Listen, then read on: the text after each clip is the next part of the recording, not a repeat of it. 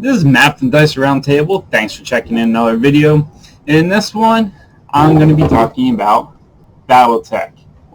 Please subscribe, like the video if you appreciate the content, and don't forget to check us out on Instagram, Facebook, Twitter.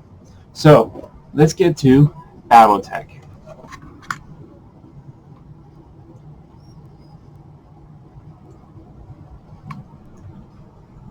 Quick, you just saw kind of snippet of what's in here. I did get the advanced and the starter version of this, and what comes in it, you got a couple different things. So you're going to have rulebook.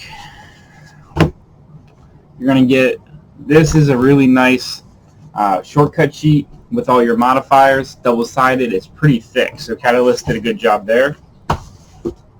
You're going to come up with some double-sided paper mats, and Battletech does number the hexes.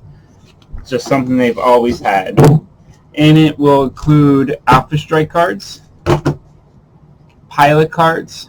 The basic version comes with these little sheets that you can play a stripped down version, which we'll talk about in a minute. Comes with a little novel or short story, as well as lots of cardboard standees for battle mechs, an assortment of actual plastic battle mechs that are pretty well sculpted. These are just some prime color, but there's really no flashing molding I had to clean off on them, as well as a whole bunch of, this was not in the original game, these little hexes that you can actually put on the map to make it different terrain. So you can make a canyon type thing, you can add in cliffs with forest, add water, and you'll notice that we'll say depth 1, level 2, sub-level. So what is Battletech? Battletech is my gateway. It wasn't GW, wasn't really D&D, it was Battletech. My brother had an old FASA starter box way back when. I was fascinated with it. I bought the technical readouts, source books. I had a whole bunch, which I wish I still had, but don't. But when I heard Catalyst was doing a 30th anniversary edition, which was this, which was about a year ago, I went for it. I bought it, and I was joking with my wife. I'm like, boom, how about this, how about this? Everything I remember was in the game. I can't really see anything they've added. They did change the time frame back. So what is it? Battletech is a in-depth skirmish to large-scale game. It's going to take, depending on the game, could be anywhere from 30 minutes to over all day. Depends on how big you want to do it, because these battle mechs are the bulk of the game. A lance, which is 4 of these, is usually the typical unit. You could do a one-on-one fight to learn the rules, or 2-on-2, but really it comes down to when it's a 4-on-4 fight. There's different weight classes, and that's by tons and what they equip. But this is the full character sheet. So it's lots of bubbling, because you're going to have one bubble for every point of armor on the outside. On the inside, when you shoot, you got to look for a location. There's modifiers all over the place for how you moved, how your target moved, what you did, where you're standing, intervening terrain. And it could be a long shot. And that's the point of the game. You can do campaign, narrative, whatever you want to have fun with this. It is designed to be hex-based. So what's in the box is what's in the boxes is awesome, because this really adds variability to the maps, because where you put this extra terrain matters a lot. I do wish there was more plastic battle mechs in the box, but with the variety, if you get both, what is this, 2, 4, 6, 8, 10. You do get 10. If I remember correctly, 2 were in the beginner's box, and the regular starter had 8, plus all the standees.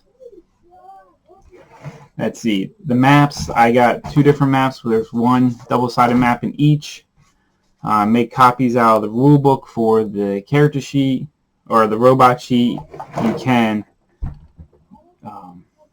what was I going to say? You can make copies out of the book. So I have not delved more into Catalyst Rebirth of this. This was a Kickstarter. I know they just put the clans up. But overall, the game, if you want a heavy, chewy game requiring lots of time, math, and if you like sci-fi, this is it. I always loved giant robots. I grew up watching Robotech. I had Battletech toys when they had a line of actual action figures. So I'm a Battletech fan through and through.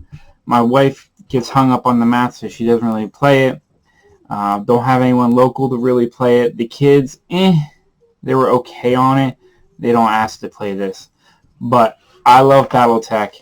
This is, if anyone has ever heard of Battletech, played Battletech remotely in years gone by, this is a nice refresh of the game, throwing some miniatures in the box with it and some variability. I really am impressed with what Catalyst did. They got a simple, basic version, like I was saying, which are in these sheets, which you don't have to worry about heat. Heat's a key element in Battletech. Managing heat, when to push the limits, when not to push the limits, when do you need to go cool off by going into water. There's so many things in this game that different aspects require different management, so it's very in-depth. But if you have any interest or intrigued by giant robots walking across the battlefield and blasting at each other and having some really finite elements of like precise locations and watching stuff blow up, one of my favorite iterations of this was the computer game MechWarrior Mercenaries, which basically you had a mech company, and there used to be, I'm sure I can probably find them if I really go looking, but you would run a mercenary outfit, take jobs, do missions, come back, and depending on how badly you destroy your opponent's mechs, determined what you got out of them for salvage. But anyway, a lot of potential here for narrative, casual, competitive play. This can be very competitive. There's very good defined rules and order of operation. And yeah, I encourage you, if anything, remotely giant robots walk around shooting and beating on each other, check this out. This is Matt from Dice Roundtable, signing off.